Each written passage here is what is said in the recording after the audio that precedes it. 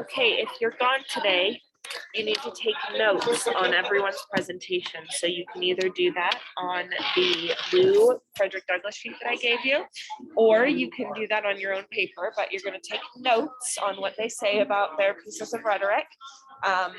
And you're going to turn that in for proof of participation.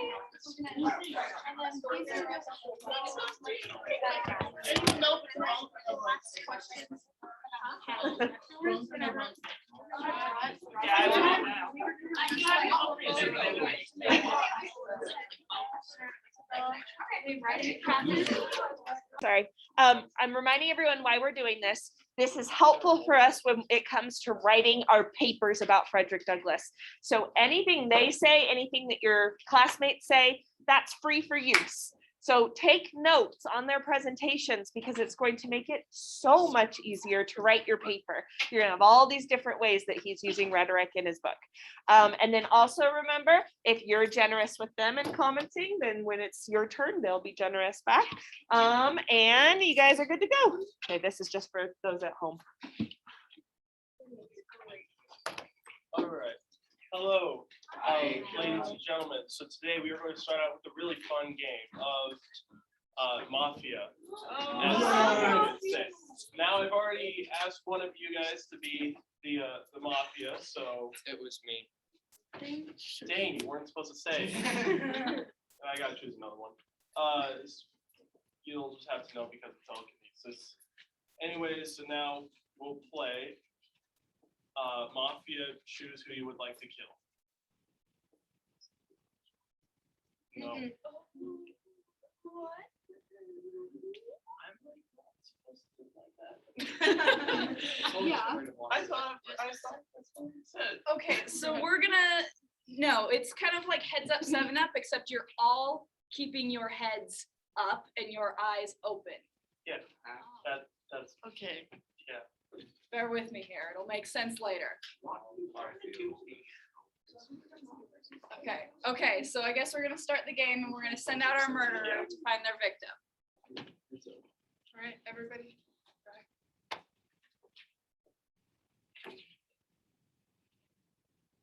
What? Shoot, walks around. Wait, what do you want me to narrate? You were narrating. I'm not narrating anything. Oh no. She fell asleep. Well, bam! She got bashed in the ribs by a 2x4. There's brains on the wall. How many times? How many times? 69 times! Bam, bam, bam, bam, bam. Boosh! Boosh! Bam! Now she's freaking dead. Yeah, I don't know. The green, you know, poster thing, definitely the 2x4, right? The salad is all over the walls. You know, A white sun rises, ranches. Okay, so now we have our dead victim. The rest of you are now all the jury. And I need you guys, or sorry, yeah, your witnesses, and I need you guys to tell me what happened. Anybody? 69. Okay, Cameron? Ammon's not guilty. I didn't see him do it. It was Walker. Well, it was Dane. It was probably Walker. Yeah, I believe it's Walker. Well, He's part of the jury. Okay. We saw somebody's head get booped and we believe it was Walker. You can believe it was, okay. Am I the only one? Okay, I Zoe. agree. Zoe. I agree with Zoe. Well, here, you believe that she murdered? Yeah. Why? So, well, what is your evidence there? Evidence. We don't need evidence. We're a witness. And then Ammon went, well, bam, right? We don't solve. Well, our own okay, eyes. Ammon was supposed Wait, to so be it could've narrating, been just if that was like not obvious. Well, bam! And, We saw it with our own eyes. Yeah, it was you. well, she has 69 not stab wounds, like beatings, but 2x4. how do you know that she didn't just fall down the stairs 69 times? Because she was beat. Well, but what proof do you have? Well, but what proof do you have? No. Okay, let's do it. Raise your hand if you've got something to say. Wouldn't there be like, she'd be holding a weapon? She walked around. I'm not holding her. She like walked around. I'm Yeah, kinda do you have confused 'cause I don't photographic see it. evidence of this weapon, anything like that? Everybody saw it. No, it was walking. What'd you see? Remember, if you got to stay raised your hand. Okay, well, we have one witness. Is there anybody else who wants to put in their input? Yes. She did it Okay, and why do you say that? because we all saw her walk around and no one murdered people. But this Well, is- what if she just was a witness and she saw after she had died of an accident? But we saw her But she was holding. beating her. No, Well, what? She I mean, I didn't see anything. Maybe her brain is blowing it out of proportion. Exactly, exactly. Maybe you were just so traumatized by the blood that you thought that she was beating her, when in reality, she was actually falling on a 2x4 69 times. Like Sideshow Bob. Cameron, Great. Yes. I didn't do anything. we'll take our last witness, Cameron. She was like, I ain't no snitch, but God did it. Hold on. Thank you, thank you. That's exactly what we're saying, is that it was just an accident of force of God. Okay, so now that we have, that all of our witnesses have spoken, we're going to have a vote. Oh, great. That is a dead marker. Just Hold on, drop it on just the like floor, I'll me. throw it away. All We right. can just. That is also a dead marker. Oh my goodness. You know what, whatever, it works. Okay, so we're gonna have our side of everybody who thinks that Riley Come on. is the murderer. Absolutely not, guys. And we're gonna have one side for anybody that thinks it was an Walker. accident. Oh. Well, if You Walker should- was the All one, right. then it was Raise your hand if you believe that Riley is the one that did it. From the dead, I'm raising. We're only gonna count it. Okay. 1, 2, 3. What? Wait, okay, hold on. Wait, is stop. this for Riley? or for- This is for Riley. Number- 1, 2, 3, 4, 5, Guess what? 6, 7, 8, 9, So it was 10, nice. 11, 12, 13, 14, 15, 16, 17, 18, 19, 19. Okay. Evan, you can't vote. Because you killed her. The narrator raises his hand. Oh, okay, 20. Oh my god. Wait. He's not, he can't Oh, he's really. not really, okay. I told you. Well, I think our area can still vote as well. Okay, now, anybody who thinks it's an accident, raise their hand. You're dead. 1, 2, 3, 4, 5, 6. Guess what? You know what? I'll take So- those odds. Our vote is 19-6. However, this vote does not count. We're completely outruling it because We're white. Boosh. And you're so proud to be.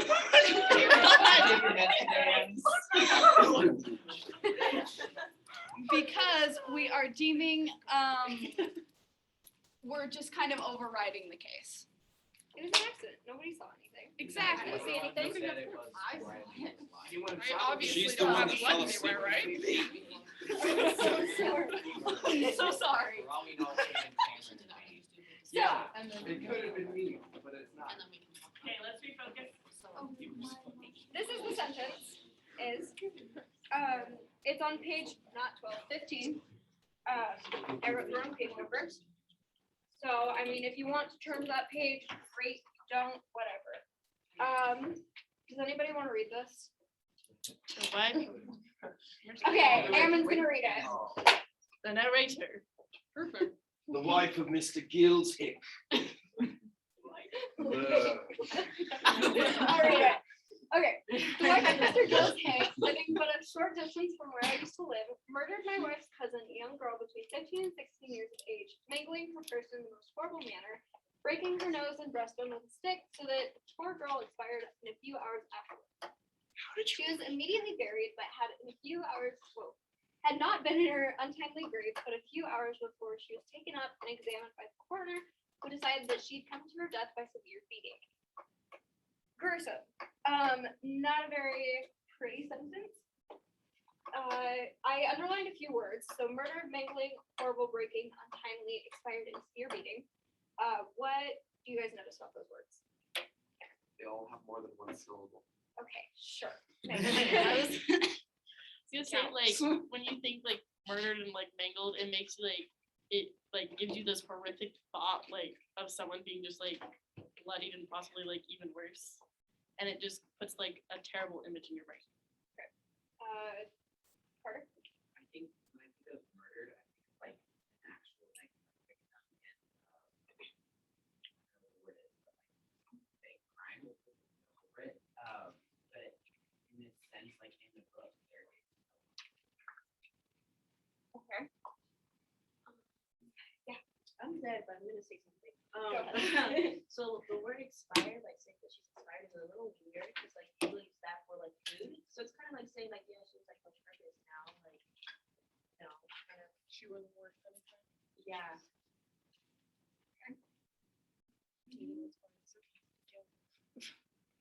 They all kind of have a violent connotation to them, and also at the end, they're like, the woman who decided this, it almost seems like he doesn't care.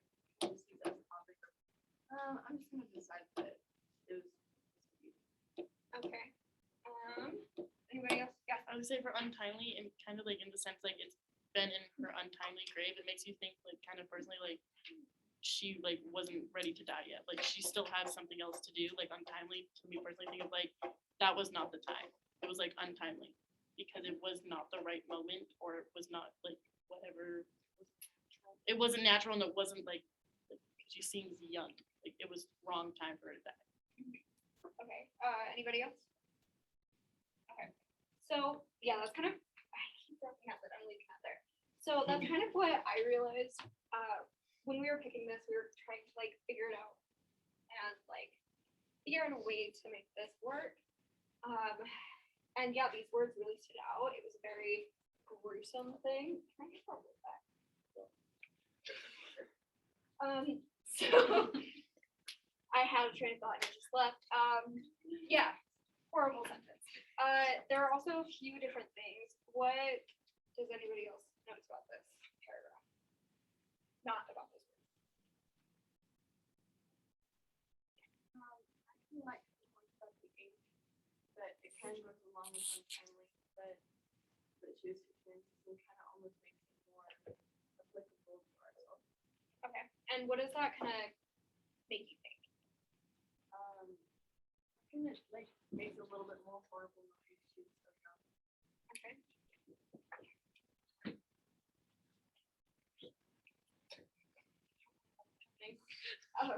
Emily. Along with the age, it's kind of horrifying to see that people your age were treated like this. And that just really stands out to me that she was my age, somewhere around my age. Yeah. That's kind of sad. I think it's interesting that they didn't connect the lady for doing something that's so difficult. Yeah. Karen. So about the age thing, I don't think it's all that surprising. It's more of a perspective in a manner. Understand that this can happen to us. Okay, explain that a little bit. Okay, you want me to explain Yeah. that? All right. So the idea of someone so young being murdered and mangled during this time, or even now, is not a surprise to me by any means. Okay. And why Like not? because you can relate to it. Because I can relate to the facts. Like you can So, imagine. okay. No. The only thing I think would be applicable to this is just the innocence of the age. But I feel like we're that age and we should probably understand that really isn't surprising by any means. Especially, I So- think the point here that we could take from that is like Douglas is surprising. You know, this is just like he spent some time. That is what I'm trying to say. Even though Okay. he's creating a gruesome scripture for his audience, he's not surprised by that. So we were trying. we're trying to argue that there is this like huge shock value with this. Like, you're not used to hearing these words and like having all of this imagery thrown at you. Oh, so I'm just excited about that. Good to know. Good to know. So am I, Cameron, it's fine. Yeah. So, but we never, did any of you realize that? Like, he got desensitized? Absolutely, I didn't. Didn't- Yeah, I I was mean, really I good. hear about that. It's like, he's using these horrible descriptions in such a kind of, it's not clinical, but like, someone just said monotone, like almost a monotone way, where it's just like, this happened, this happened, this happened. The county coroner said that she was murdered and the woman was not punished, you know, so that's what I meant by desensitized. Like, it shows the author's desensitization and the reader's shock. I was gonna say when they, like, he only mentions, like, he says, like, she was murdered and, like, beaten and mangled, but he only mentions, like, that her nose and breastbone were broken. Like, almost as to, like, I don't know why, but, like, the nose to me thinks of, like, identification, like, that's how you sometimes identify people. But, like, just to me personally, like, when you look at someone, but, like, I feel like he does desensitize, Desensitized? yes, that word, thank you. Like, the fact that, like, he's not explaining because she was murdered, like, he's not explaining, like, the whole thing of, like, what she, like, kind of looked like, but, like, you only think of, like, mainly where, like, her heart was, too, that was broken, it's not broken. With each one. Along with like the desensitizing, like he just says it like so naturally, like it seems like a common thing, and like he doesn't really have like any like reaction to it. It's just like emotionless, just like yeah, it happens. So, basically means to be used to something, and it doesn't have to be in a gruesome manner. It just means to basically, like, let's say you are desensitized to having an IV. Like, you can have an IV every day and not be bugged by it. Oh, yeah. So murder, you desensitize yourself to that. Think of like television. no, it's Like, just, Yeah, it's it doesn't everyday bother thing, me. yeah. hearing but acknowledging it. Yeah. Anybody else have any ideas? So it says that she like expired within like 2 hours, but it kind of stands out to me because it means that she actually suffered instead of saying that she suffered. Yeah. Kind of just mentioned that she died like 2 hours after. I like the word that you use, suffer. Like, that's a very humane word. Don't want to suffer. That's something that we kind of try to stay away from. Why did you choose that word?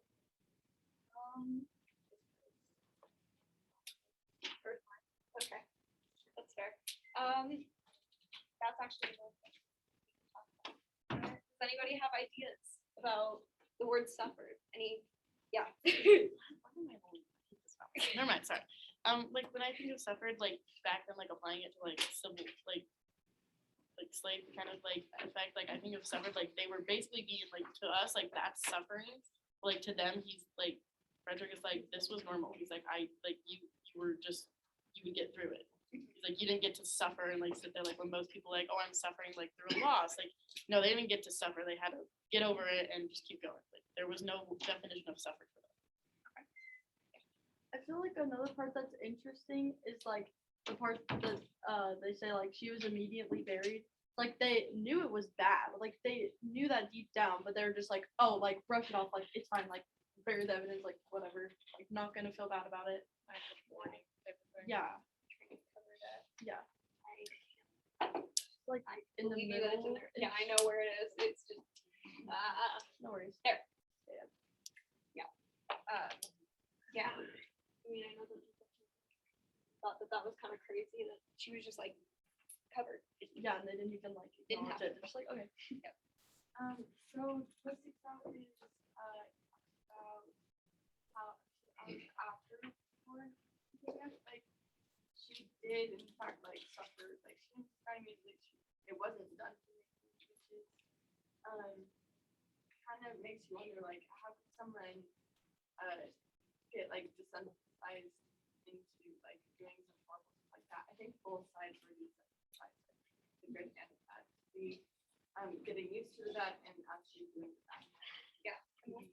So this is a different thought on suffering. The coroner could have decided, we're assuming that the color of white, that is, means that he was biased against this lady. And that means that, he wouldn't have said the true thing that happened. Because it was an awful, awful gruesome beating. He just said severe beating and like left it at that instead of trying to put in the frame. The repetition that kind of like stands out to me is where he like says young girl and then later says poor girl, because all of those words to me are like innocent, like helpless, because like in this time and still now people see girls as helpless and things, and young and poor, like all of those are not good, helpless things, and if you're being beat, that's not good traits to have. Okay, I gotta cut this across. Okay. Well done, good job.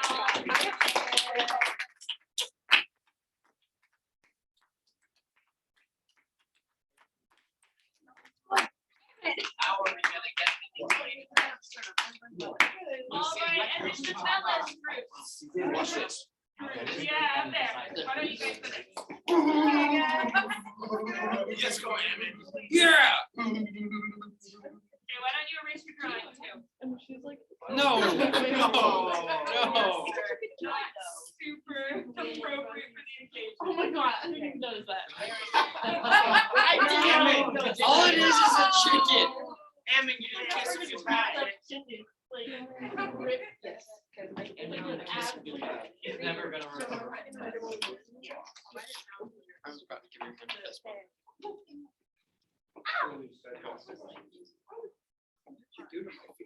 we're gonna have people go. And then Justin's not here tonight, right? No, it's not. Okay, got it. Raise your hand if you'd like to do the limbo. Limbo. Yay. I'm sorry. I'm gonna suck at this. I want to see somebody that. Wait, should I try? Like, There's gonna oh, am I so- Do you want me to? Rhino says she's gonna hit you across the face. I can do it. Where should I stand? Where should I go? We should probably push the chairs back a little bit. Yeah. I'm confused. Just wait. Just hold it. Oh wait, I can't turn it on sideways. Hello. Wait, I'll turn this one sideways. That did not help. Yeah, maybe it's just. Yeah. How low can you go? Not low enough. Not low enough. Why you have to do it? I'm still volunteering. That's so big. Okay, our quote is on page 40, and it starts. He came to the spot after looking at me a while. Asked me what was the matter.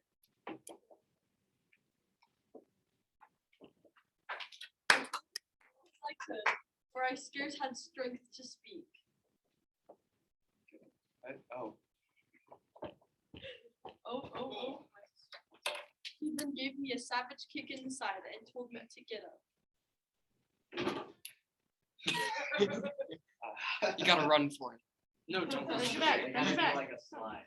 Just bend your back. Not that hard, bend your back. Cameron, it's not that. Come on, keep going. Keep going. Lift yourself up. Is there any? I tried to do so. Yeah. I fell back in the attempt. That was perfect. Going. He gave me another kick and told me to rise. I again tried and succeeded in gaining my feet, but stooping to get the tub with which I succeeded in gaining my, hold up, I just read that part, was feeding the fan. I again staggered and fell. You can go. While down in this situation, Mr. Covey took up this hickory slack with which Hughes had been striking off the half bushel lemon. You have dislocated your knees. And with it gave me I a should've heavy blow warmed in the up head, this. making a large wound, and the blood ran freely. And with this, told me to get up. Go one more time. No, I believe in you. he got this. That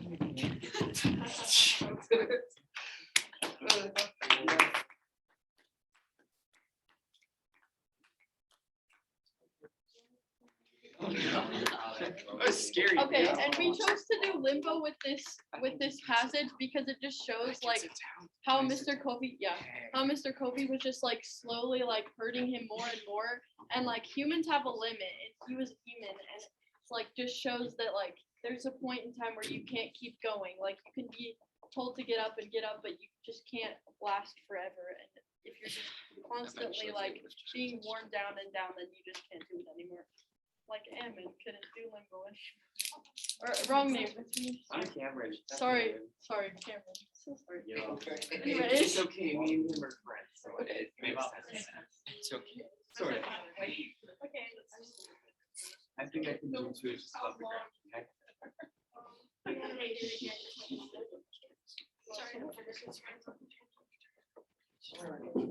I hit my head like twice. I'm gonna read it one more time so you get a vibe. He came to the spot and after looking at me a while, asked me what was the matter. I told him as well as I could, for I scarce had strength to speak. He gave me a savage kick in the side and told me to get up. I tried to do so, but fell back in the attempt. He gave me another kick and again told me to rise. I again tried and succeeded in gaining my feet, but stooping to get the tub with which I was feeding the fan, I again staggered and fell. While down in this situation, Mr. Kobe took up the hickory slat with which Hughes had been striking off the bushel measure, and with it gave me a heavy blow upon the head, making a large wound, and the blood ran freely, and with this again told me to get up. Okay, so we're just gonna try that, but we could start with our questions. Okay, so the first question I have to ask you guys is, what does this passage tell you about the way Mr. Kobe used his slaves? Emily? He worked with them until they could do it, but after that, he was just Super cool. oh, cool. Okay. Okay. Question. What words in this passage make you like stand out to you guys the most? I'm Adam, that's him. Okay, Ammon. So like just the word like then gave me a savage kick to the side. One of the motifs that Douglas gives us is like the idea that the white dudes, the black dudes were savages, right? And that was better for them to be enslaved. But then right here, like, and with the last thing, mangled ours, and then savage here is like a reversal of that the slaves were innocent and the white masters were really savage and animalistic toward them.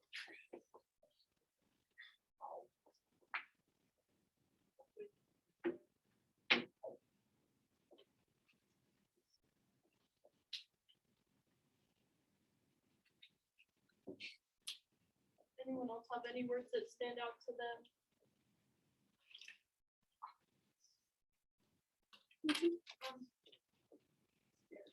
Scarce. It's right.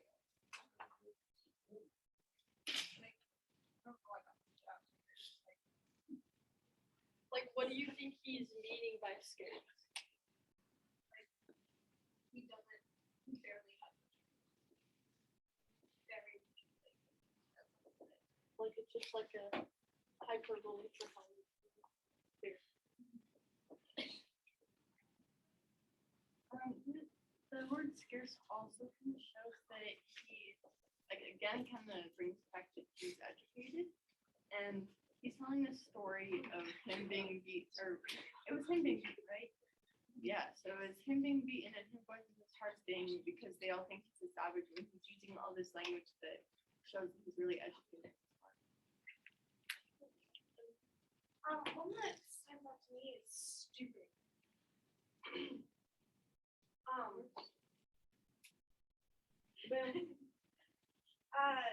That to me seems like diminishing. Diminishing. Just, I don't know. No, I see what you mean. It's kind of like shows like the levels, like to me, it's like the transcendentalism thing, like where like they would all want to like stand at the same level, because like it's like you're being looked down upon. Like that's how they saw the same people as them. They just were looking down upon them and they weren't equals. I like the repetition of, because it wasn't just like a one time he got kicked and after that, he repeatedly got hit and then like back in your head. And he still had to get back to those things. What page is this on? 40. 40? Yeah. I feel like this isn't like about a specific word, but like the sentence as a whole, I feel like there's like a deeper argument here of like it shows the priorities of the master. Because I mean, the whole idea of like why a lot of people thought that slavery was okay and justified it was like economic reasons, or it's what kept them like being able to keep these plantations because they had this workforce that they would pay and all this. But the sadisticness and the cruelty to a point that they can't really work efficiently shows that their priorities aren't there, and it isn't really truly about that. And it kind of makes that argument of like it's more about the sadisticness and the torture than it is at this point about the labor. Yeah, like they feel like a sort of pleasure. Like it's not just like, oh, they did something wrong. This is the bare minimum. They're working for me. I get to choose how I treat my employees. It's like I find pleasure in creating harm in their lives. Me too. What? Okay, can I point out something? What do you think he means by saying blood ran freely instead of just saying like I bled a lot or anything like that?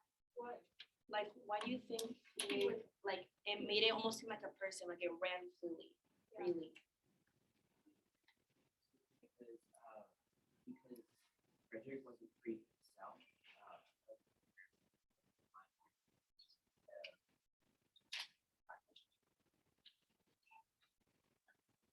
No, I get what you're saying. Like kind of like it's like the opposite of what he is. It's like the blood ran freely, but he was the opposite of that. He's like has this terrible master that he's anything but free. I was gonna say like personally, like I felt like the state like blood ran freely like as a slave, and they almost think like as a person like a slave saying blood ran freely, it's like that's the only part of me that was free. My blood was running free. Like it was no longer with me. That's super.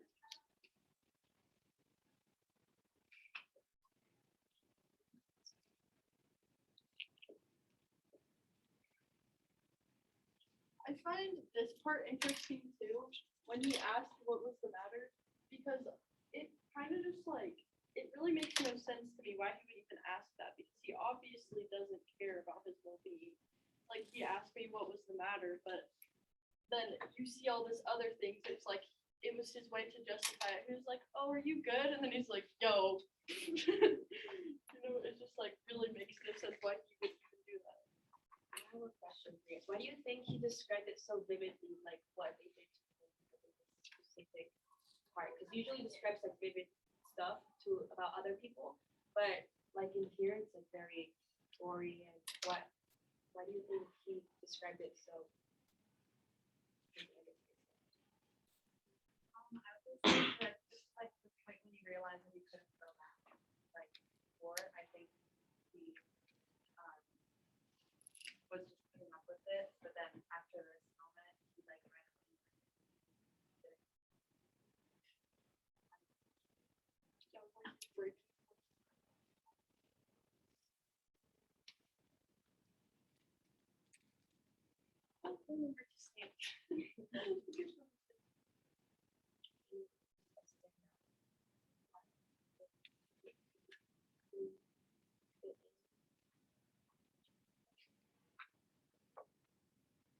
Oh, whoa, you guys like all weird at the same time. To your point of like, why he like used that vivid description for other people typically, but now he was using it for him. I feel like part of it is like, well, one, that vivid description of like that goriness, it like forces you to like kind of empathize and put yourself in that position. And especially now that we know more about him, like we're a little deeper into the story, this is like necessarily that it we now have more of a connection with him, so there's even more of like this empathize, like ability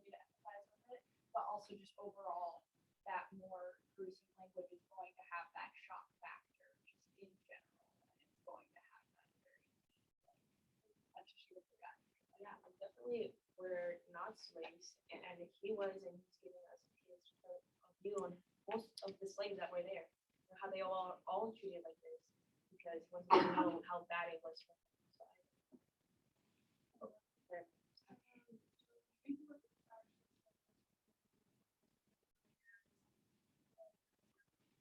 And I only say that because throughout the whole story, Homer, like, was talking about how everything was just he's dealing with this, he's constantly getting up to kick.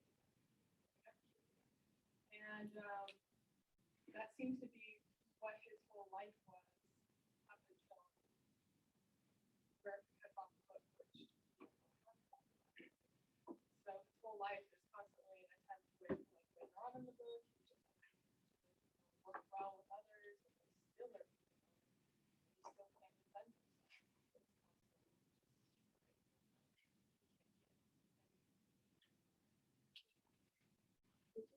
Okay, this is kind of like building on repeat and again another. I think that this can like show how it get out of this cycle. He didn't have what he should have had. He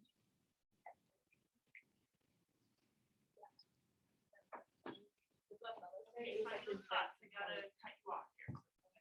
Sorry, I was just gonna say to comment that what Bella said, that caused him to have like his breaking point, because like that was enough. And the attempt also was like the whole entire thing was just break free, like them breaking him instead. I just want to say one thing about the whole book writing style. I noticed like almost every like sentence we do when we're looking at like how is he presenting this argument, it's always like there's always some form of repetition. I feel like that's probably like I think that's like the strongest or like the most used writing strategy to like kind of sell his argument is that whole like repetition.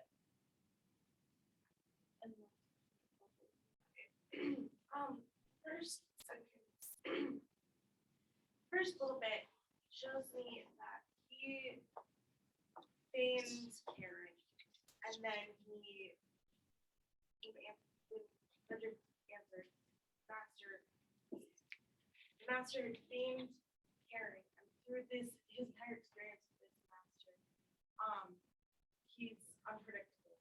You don't know what he's gonna do, and it's just like backs that up that being caring.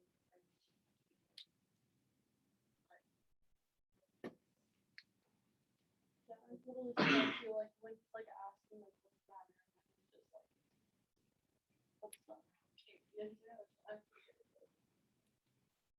Okay, good job, guys. Let's have Megan, James, group going up.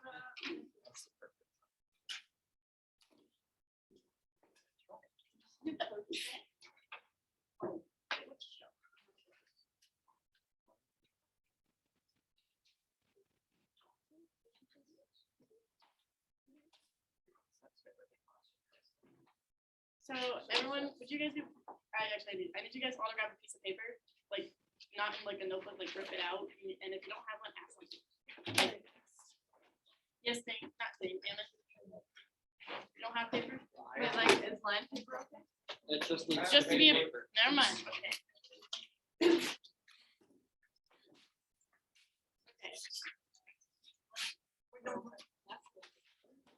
Fast then, we don't have time. Everybody, I'm gonna count you to 1 and 2, so remember your numbers. 1, 2, 2, 1. 1,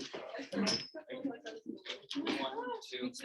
Zoe, you're 1, 2, 1, 2, 1, 2, 1, 2, 1, 2, 1, 2, 1, 2, 1, 2,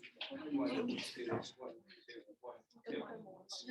Okay, so all of you guys are gonna write like something on the paper that you're gonna work, like you're working for, and whatever it is, like you're gonna get something out of it. So whatever you're working for, write it on that piece of paper and like what you know you're gonna get out of it. Like it could be like Something that something- you're working yeah, hard for. working hard for. Yeah, the accomplishment or something, an accomplishment you're working on right now. Just write that down. A goal you have. That's a good way to say it. Okay. So Then make a point fast write down a goal. or an accomplishment. And what I accomplished. Whatever you want to accomplish by working towards that. So just something I want, okay. Yeah. all right. There you go. That makes sense. All right, when they want it. No, don't write your name on it. Definitely. It's fine. Okay. And then when you've done that, ones go on this side, twos go on that side. We take the paper. Yes, you take the paper Yes, with you. take the paper with you. Obviously can't. Take the paper with you. Are you sure? I am very sure. Are you sure? Okay. No. So, I'm sure. okay. Yes. One is this side, two is that side. I'm about to tell you guys what sides you are. Okay, Good so, job with that one word. okay, once Why? you are slaves, Woohoo. Great. two, Yeah. you guys are people in North who are employees. This, like, you're free basically, you're free. So this is side two, that's one, that's two. Don't make fun of them. Okay. You have two employers on this side, and then you have two technically slave masters. So basically, people who are free, you're going to give your paper to your employers, and they're going to give you a piece of candy for your like accomplishment, like you basically worked for it. Slaves, you're going to crumple your paper and you're going to chuck it at me. Well, you're going to chuck it at me basically, and you are not going to get candy. Right now? Yeah, go for it. I missed. You missed. Let's go. Okay. Thank you. Okay. Just a moment. Jane, there's candy. Give them candy. Okay. You guys will get candy. But so technically, No, you don't say that. You can't say that. I don't want you guys to feel sad. That you I do. feel sad. That's to make us feel sad. Have to make us feel sad. You make us candy after our- Okay. I have a So, good people who were, I just okay. saw my. No, shush. Okay. Huh? Yeah, I got hit several times. That's fine. Okay, so real quick, you guys also might want to listen to this. I want you guys, like, so when you guys heard that they were getting candy, I kind of want you guys to tell us, like, what you guys felt about, like, because that was your, like, technically. So, okay, your goal was, like, something you worked for. Like, so they say they were making clothes, you guys were picking cotton, they would get money for making clothes, you guys would get nothing for picking cotton. How did that feel? Like without, like, that's what you felt fast. I feel so bad. I never know. Is that not it? No. Yeah. Thank you. I feel like I'm wasting. We're my high school, time. we can't be serious. It feels bad. We feel angry. I felt slight disappointment, but nothing horrible. That's not what the goal was. We feel awful. It is It such was a. supposed to be. So they can't do their job without us. Why don't we get people? Yeah, when you guys get candy. And you guys should You guys have. are people, you're not taking people in this situation. Whoa, who's chucking candy? Okay, let's refocus. Okay. What is the goal? Okay, so basically, this activity is supposed to kind of show like the unfair and unjust, like of like people who were doing kind of something similar and were like using your production, like your goals that you achieved. That's supposed to kind of be like your work, and you were said like of getting something out of like your work, like how they got candy because they did work. They gave it to their employers. They got candy, like that was their pavement. Not pavement. Pavement. Payment. Slaves did not get anything, and so basically we wanted them to chuck them at the slave masters because the masters like did not care if it like was wrong, like if they were getting hurt, like they were fine because they knew they were getting profit for them and not for them, like for the slaves. So that was kind of the whole point, and I wanted you guys to like see like how kind of unfair it was, like to just see people else like doing kind of something similar and getting a reward, even though I see the candy in your hand, I'm gonna ignore it. But you guys can sit down and we're gonna do our vote. I'll give you guys candy. But we don't deserve it. I am not cruel, Dane. I don't deserve it. But we don't Wait, deserve no, it. no, no. We are obviously. The candy tastes better knowing that they didn't get it. Exactly. See, we are less. They're better than That's us so in sad. every That way. was so sad. That was not the way I wanted this to go. Oh, I wanted to go this way. You're welcome. Just say, Like old great, wait, we're done. No, No, I'm I picking thought up, you guys like, were I'm sitting picking. down. I was like, we did not. I know. Okay. Got, like, let's take it out, that's fine. You want me to accept it? No, it.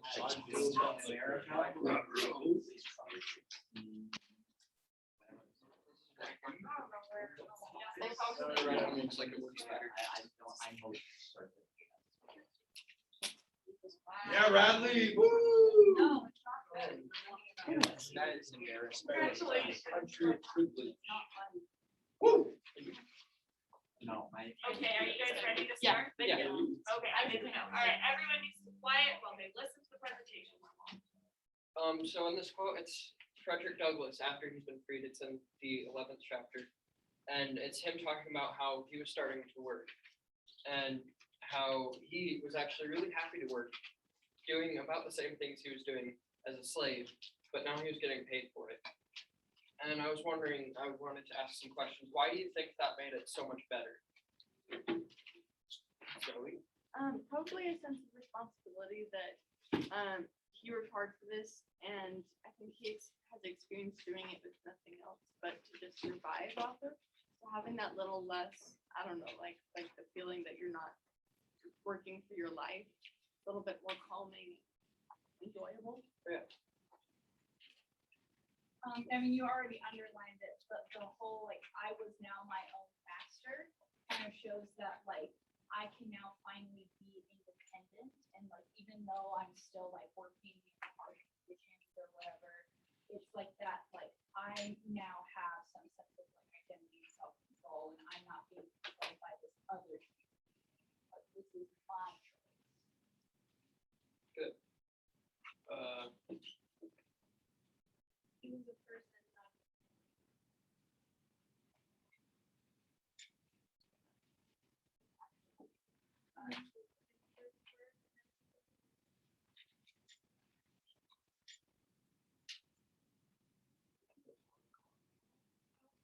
Okay, Emily. Sorry. You pick. Somebody. Emily, okay. This quote is after the one that our group did, where it was giving money to Mr. Moore. He's fine. No, Master Hugh. Sorry, not Hugh. And he's finally getting his own money. It's more satisfying to him to not have. Evan?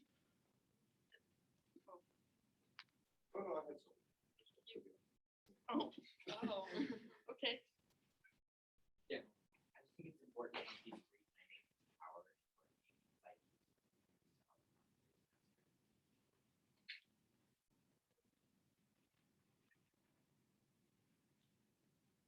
Yeah, that point is kind of like attached to that for me.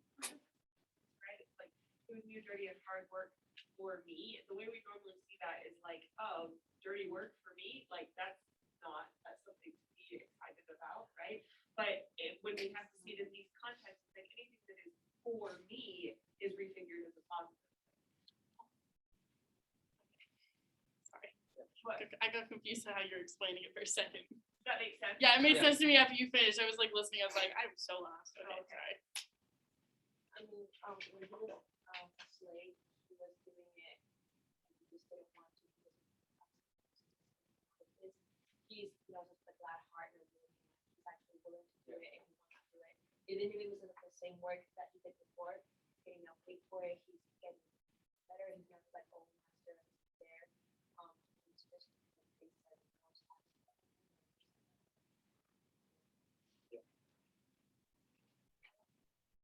I like that he repeats I a lot, because that just like holds a lot of power in himself. He's like, I went at it, I was now, I earned the money, like he is now his own person. And he like feels him bigger. It's not in this sentence, but I know it's on the same page and it relates to the same topic as part of like why he's happy to work is he was working for his wife and to support her. And it's kind of like that idea of like it's not just like this reward for him, but he can now like provide for people and he now has this like he can have people like depend on him and it's this kind of like when you feel strong and good about yourself and you're able to like, it's not just for your own survival, but you're actually able to like have this life, have people depend on you, have like, there's like a word I'm looking for and it's just not there, but like this independency of being able to like provide for it. So I think, like, backing off that, throughout the story, he tells of how all the different times he's seen his friends go and the times he can help them, and how like the most hardest decisions were taken away from them. And even they're captured, he went to one place and they all went to the other. He said that was like the hardest moment. But now that he has a wife that he can actually like provide for, I think that's a really like key moment in his life where he like isn't having the threat of losing anybody, so he can like work for them and not work for them. So kind of like redeeming himself. So one thing that's important to understand is if you were freed, you didn't have as many rights still as whites. You were not given the ability to vote. You often experienced pay docs. It wasn't the same as the same freedom that has the whites. Why do you think he was still so not okay with it, but just not accepting either, just tolerant of it, and still excited to have this chance to provide?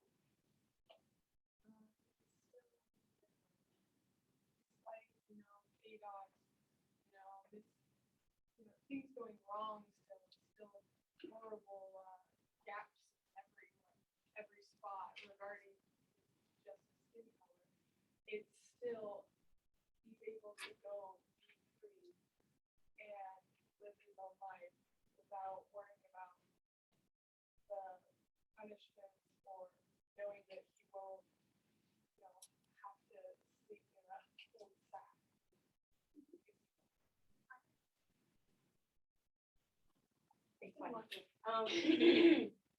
So he is, when compared these two things, it's definitely a step up. He's not as horrible as he, even though he gets any better to get the right to vote, definitely a lot better than just working for someone, getting beaten and not getting beaten. Yeah, going off what Riley said, I mean, he may not have had everything that other people had, but he went from like starving and in some cases like being like almost completely naked, being able to work for himself and like his independence. It's like like suddenly being able to get a job after like being homeless for a long time, being able to buy a truck. So cool. And it's cool. I think that once you change from something really bad to something that's a lot better from what you used to, you tend to like look at the bright side. You don't see all those little things that are kind of putting it down, making it bad. As time go on, you notice it, and that's like why later on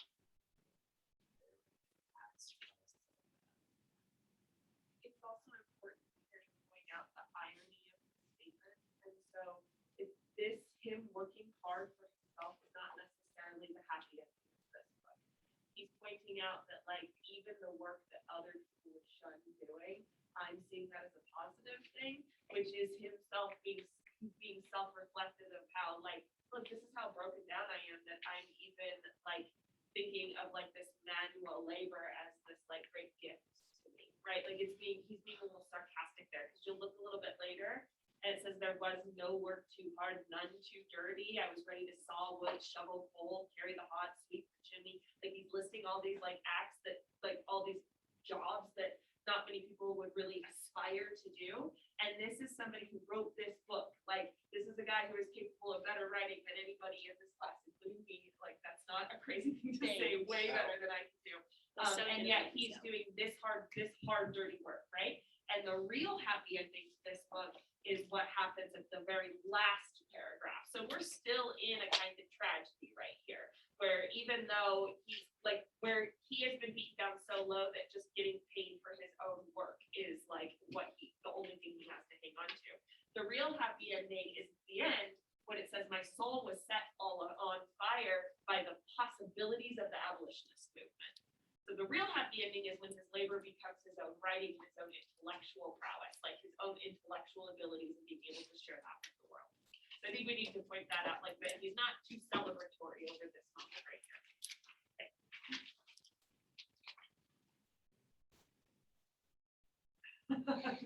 Dana Bruce. You guys get check balls at me. Do you guys have more to add to the presentation? I didn't mean to wrap up your presentation. That's all?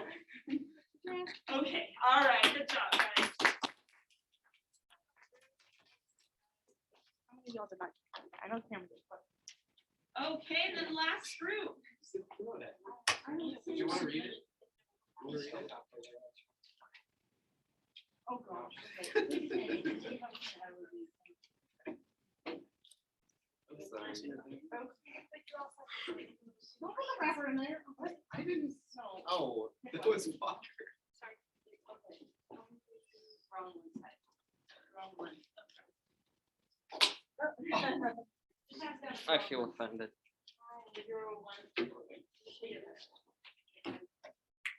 Great, so our quote is on page 35, I think it's chapter 9.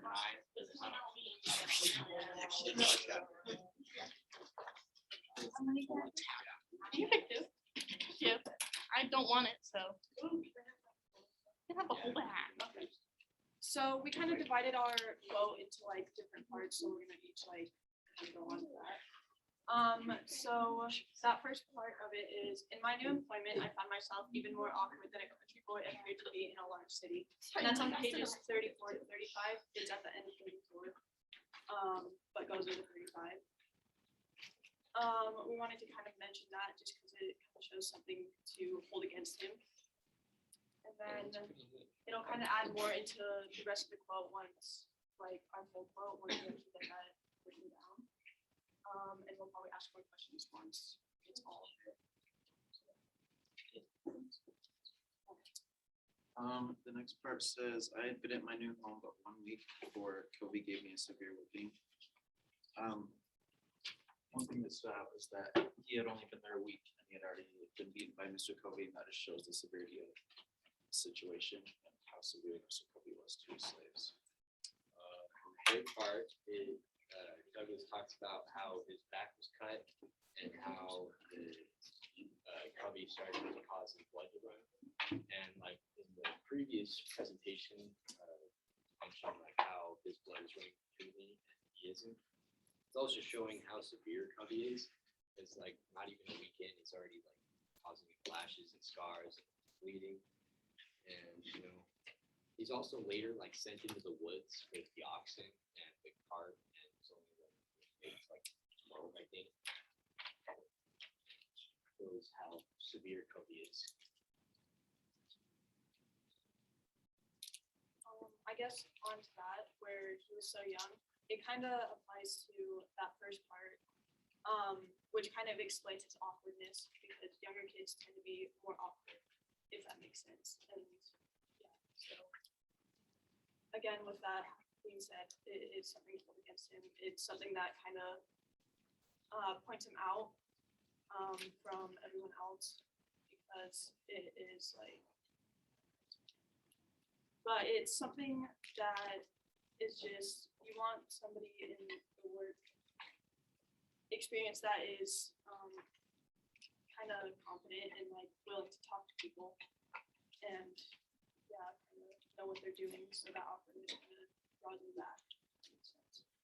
It gives Douglas a disadvantage to everybody else for being awkward.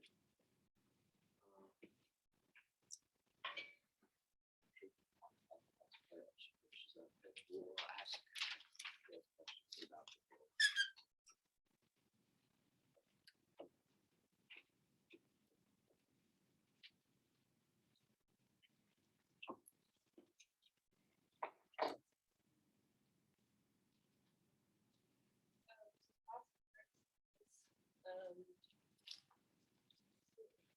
Causing results from and raising ridges of brain muscle parts in the middle finger. It is not talking about the length, it's talking about the thickness of the swelling. Something as comparison, kind of like exaggerate and show the severity of the wound. stand out to you guys?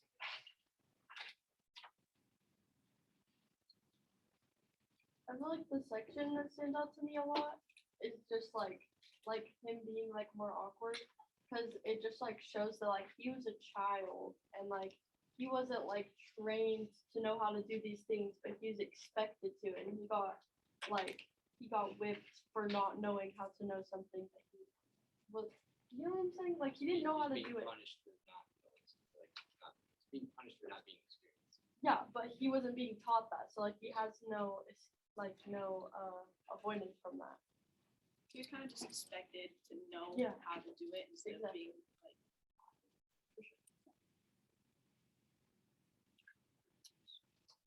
I asked about riches because one, that's a pretty like descriptive word in itself, but also like we don't hear that word very much, but for him it almost sounds like it's used a lot for him. The unexperienced part about being in trouble, that'd be like us taking a pretest, not going on our final grade.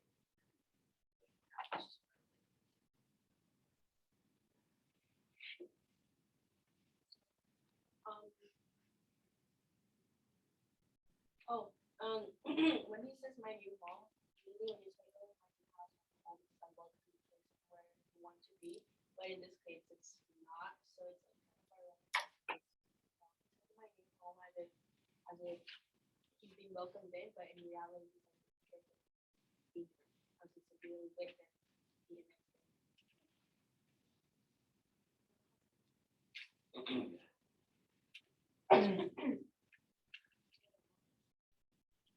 Anybody else? Mr. Kobe was known for like breaking slaves like horses that was mentioned previously. And saying like breaking slaves, it's kind of like building off the idea of like desensitizing, as we were talking about earlier.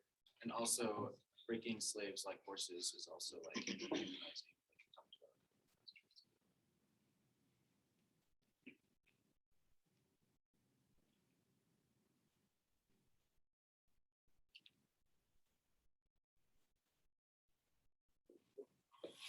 Anybody else? Oh, cool.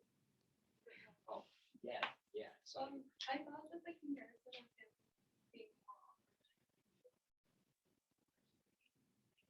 That's something very realized there are a lot of cowboys that are it was very ugly. And it's easy to tell that they aren't like, something great that one of my characters. It's easier to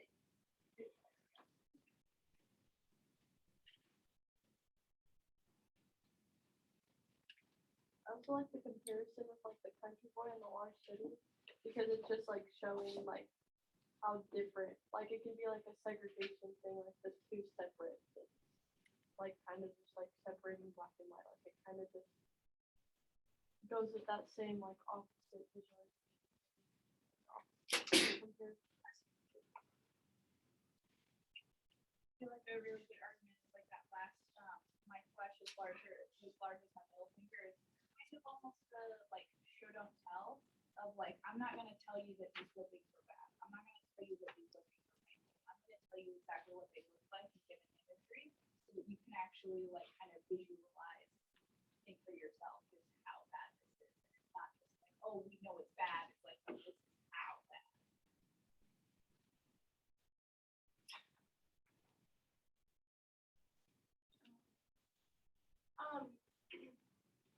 He emphasizes severe whipping. He says that all over the book. And it's not just like a whipping, it's a severe whipping. Like they were worse than they knew. Also, employment. He says employment instead of like no, what else he used though, but he says employment and that's interesting to me. That's not getting paid. Second employee, but he's not, he has a job. He doesn't benefit from it.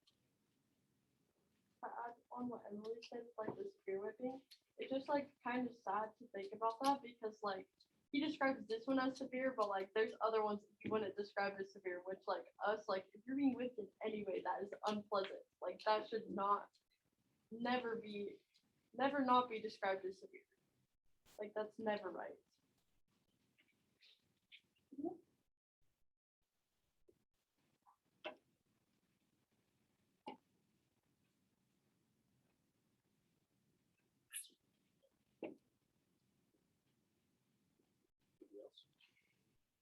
Great. Are you taking presentations then, or? Yeah. I had a few more things. So when you start reading a quote like I had been given a severe whipping, kind of surprises you because you didn't know why. He doesn't explain until after. So it kind of just is out of the blue and it just like surprises the reader and grabs their attention. Also, when reading all of this, it's kind of gross, like disgusting to read. And it like puts an image in your mind without you thinking about it. And I feel like that's the whole point of writing not only this quote, but like all of literature. It's supposed to put an image in your mind so you can connect with the book, so you can connect with the author.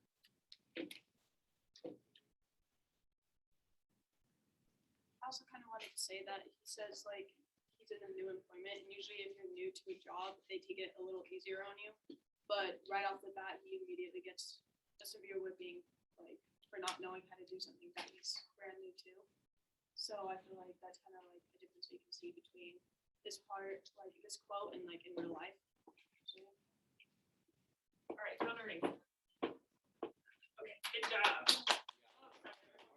All right. I just wanted to make a point of like, the employment in my new home and that not being like really like, you know, it's not really an employment, he's not getting paid, and it's not really kind of a home, you could say. It's kind of like that, what you seem to the book of like, is like not quite sarcasm in this case, but like an irony of like saying that this is how it is, so like this is how it would be in your life type of thing, but you know that that's like not actually, like it's not actually. If that makes sense. Okay, all right, leave it up there. Okay. Yeah, sorry, we didn't clap though, really. Let's actually clap. The reason I want to leave this up here is because we're going to transition now into talking about how you would write your rhetorical analysis. So I think today's batch of presentations focused more on like the language choices in our quotations. Not that yesterday's batch didn't, but there was more of a focus on like the actual words on the page. So that serves as a good transition into what you're going to be doing with this book. So you've read the whole book now. This was a account of someone's life, but it was with an argumentative purpose. And I think we've been very clear about that all along, and everyone's sort of understanding how that's working. He's trying to get people involved in this abolitionist cause. He's trying to convince people that their stereotypes about slaves and about free blacks in the North even are wrong.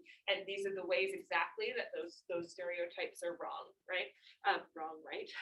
Wrong, That's right? a vocal tick.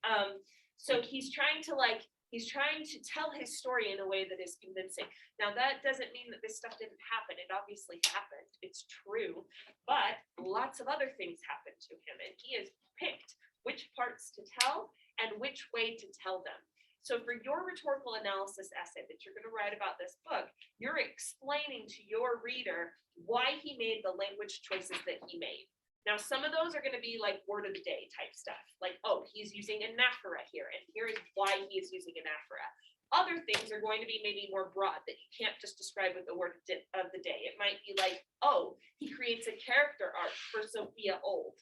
That's a kind of language strategy that he is using to make his point. Show how Sophia Old started as, he describes her as kindly, and then turned cruel, started as a lamb and turned into a tiger. Like, you can use that idea of a character arc as a certain language choice he's making.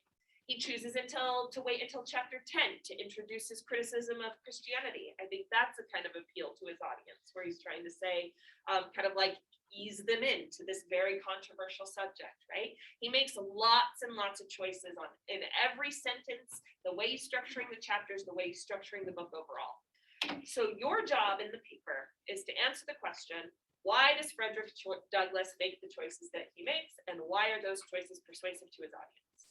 Dave, you had a question. What's a vocal tick? Oh, a vocal tick, like, I'm not sure I use the right word, but I always just finish my sentences with the word right, and I can't stop myself. That's what I mean. Yeah, it's like using or like in your sentences. So when we're looking at this sentence, for example, and we're trying to say, why is this going to appeal to his audience? The reason I wanted them to leave that up is because there's something very interesting going on here that you might not be aware of if you don't know the history, which, you know, we don't get enough of the history of this movement in this time period.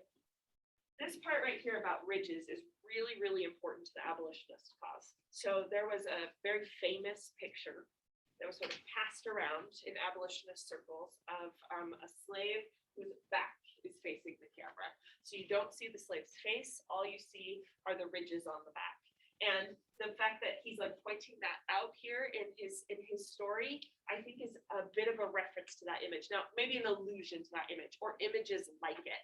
So it was a really powerful image that people passed around that has since been criticized quite a lot, because it's this idea that, oh, we're not going to believe that you felt this pain or that you experienced this physical pain unless we see photographic evidence of it.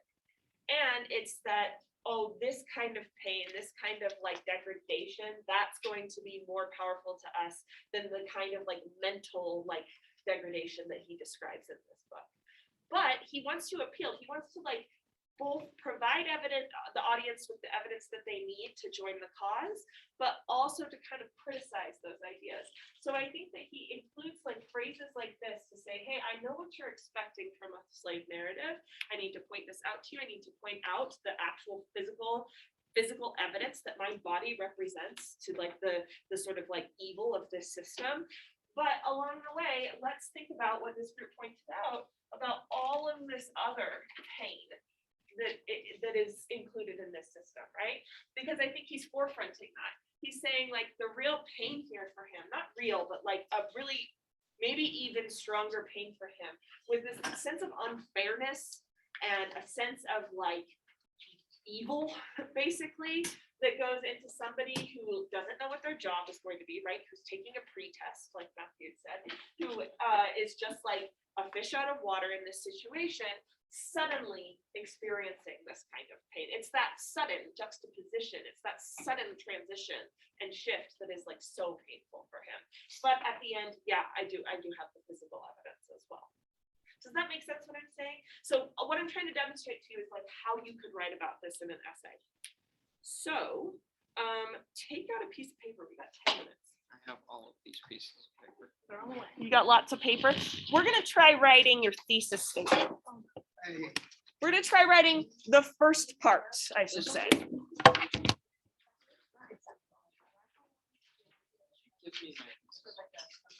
The thesis, it's gonna be kind of dependent on what you're focusing on.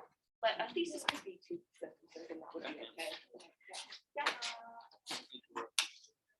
You can do it on your phone. All right, so in order to get into this, we need to talk about all of the different subjects that are in this book. Overall, yes, this book, the argument is slavery is bad, right? That's my thesis. That's your thesis. That is the overarching argument. Absolutely, slavery is a subject in this book. However, he is making arguments throughout the book about why slavery is so bad, right? Smaller arguments that are contributing to its greater purpose. So, yes. So, tell me, I'm going to put one up here. I think the hypocrisy of Southern Christianity is one of his arguments. Or, sorry, subjects, let's call them. I think that's one of his subjects in the book. I think that dehumanization is a subject in his book. Tell me more subjects that you think are in this book. Why is slavery so bad according to Frederick Douglass? Brutality. What was it? Brutality. Okay, so the brutality of slavery. All right, what else? Yeah, Em? You don't need to write these down. The mental drain of slavery. Okay. There's some other subjects, yeah. Oh wait, that's already. I got that one, but that's all right. Like Yeah. bare minimum, like how they keep, like they only get given the bare minimum of. Okay, so something about how the material sort of material needs of slaves, I think is really big in this, because he's trying to counteract this idea, stereotype. One of the subjects is the assumption that slave masters care for their slaves. That is a big piece of rhetoric at the time that's going around, like, oh, we should keep this in place. They're being taken care of, right? So he's talking about how that assumption is so wrong with that. Yeah. I guess that kind of like adds on to that, but like, I feel like it talks a lot about like manipulation. I agree. Emotionally and like mentally manipulate them, like for example, when they try to get all of the slaves drunk on Christmas. Oh, absolutely. Manipulation. Yeah, that's the drunk on Christmas part, and same with like the fact that they always feel like they're being watched, both as slaves and then after when they're fugitive slaves, they always feel like they're being watched. That feels like a kind of emotional abuse manipulation. Sadie? I can't find the word for it, but like with the emotional abuse, like how the slave masters in the system knew what they were doing. Like Yes. I don't know, I can't find the word for it. Slave masters are aware of cruelty. They are not naive. They're not like, oh yeah, I'm just like, I'm doing my part to keep the world a good place. No, they're sadists, right? And he talks about that a lot. Shoot. Oh, the assumption that Okay, good. So he's attacking this assumption that slaves are content, that they don't know any better. And he's saying, no, we are actively discontented. Yeah. Kind of also like the idea that it can only be cruel. I think he especially like really illustrates that with the master king's wife, like how Yes. she was like before so sweet and kind, but even that broke her into being a tiger and all that. Yeah. So slave system only breeds cruelty. You can't be a good person under a slave system. Whether you are the slave, well, I mean, he does talk about that a little bit with the lying part of it. I don't know that he'd say that, but whether you're actively participating or not, he's making that argument. Lucy? The belittling is kind of a Yeah. how they do belittle because they're stupid, primitive, all that stuff. Yes, absolutely. Yeah. I think one of my favorite points that he makes doesn't really have much to do with like the slave narrative itself, but the importance of reading and writing. Like how when he learned to read and write, he became aware of all of that injustice and all of these things. And like it's not them that's content, it's the fact they're manipulated into content. Absolutely. Yeah, that would be the one that I'd want to write about for my paper, is how he's talking about how he like is learning to communicate in effective ways and how that has been like central to his sense of freedom. Yeah, Sadie. I think he like attacks the idea of like ignorance like the story. Yes. Like, because I feel like a lot of the oppressors like to believe that the slaves are ignorant and everything. And they're like, oh, they don't know what's going on, and just to like relieve their conscience, but then they aren't ignorant either. That makes sense. Like the slave masters are pretending to be ignorant of that, and then they're pretending to be ignorant. Yeah. Okay. So how could we even say that? Well, like last year was like a difference and stuff. Yeah.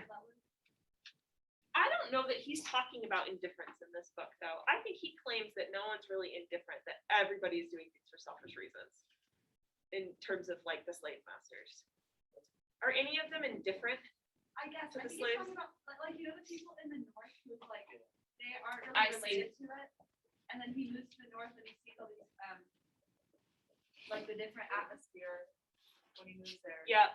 Okay, I see what you mean. Yeah.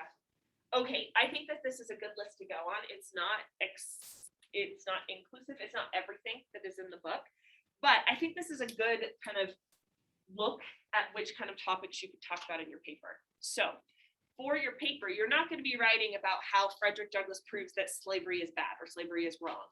You're going to write about how Frederick Douglass is saying that reading or writing is the path to freedom. Or Frederick Douglass is saying that the way that the Southern Church practices Christianity is hypocritical. or that slavery is dehumanizing for both the slave and the slave master. You're finding that narrow argument to write about. So I want you to take a second. I want you to choose one of these topics, or if you had one in your head that you didn't say out loud, choose that one. And you're going to write just the argument part. What is Frederick Douglass arguing about this topic that you choose? Maybe, but you don't want to get it too broad. So I'll take a look at it after. Yeah. Okay, so try and write down what Frederick Douglass is arguing.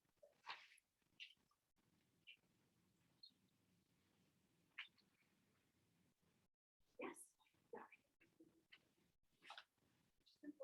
Showing how they work, not just like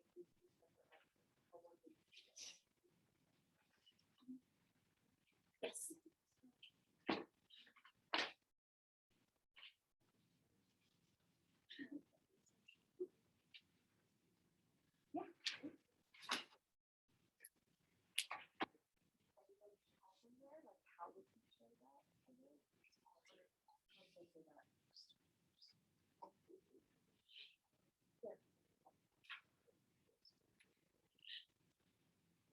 Okay, are you understanding what you're supposed to do? Yeah, we're supposed to be on thesis statements. Just the argument part. Yeah. Yes. Thesis statement.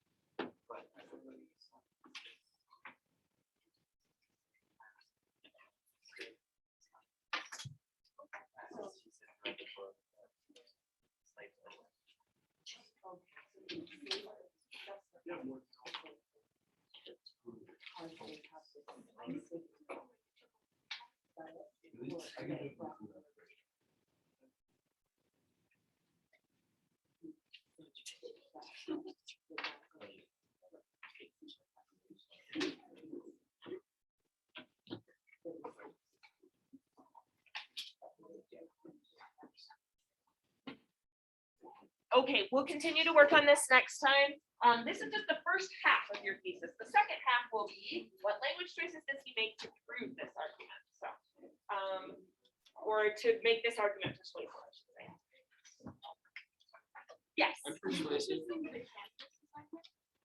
Okay, the Canvas assignment. I'm sorry about that. I messed with the schedule. That was on the wrong date. So, for next time. So this is for next Tuesday, I want to say. Next Tuesday is when your final graded essays are going to be due. Are you gonna like kind of talk? I have given you so much feedback now on everyone's essay. You can go into Canvas and see those. But on Friday, we're going to spend the whole class period working on those and talking about how to grade them together. Oh my God. So you're gonna feel more prepared then. Friday, there's no homework. There isn't ever. But then next Tuesday. So if you want to start looking at that, go ahead. So like if we like wrote like our personal essay and like you liked it, like if we still want to like if we have things like you want us to change, you want us to rewrite the whole thing, kind of.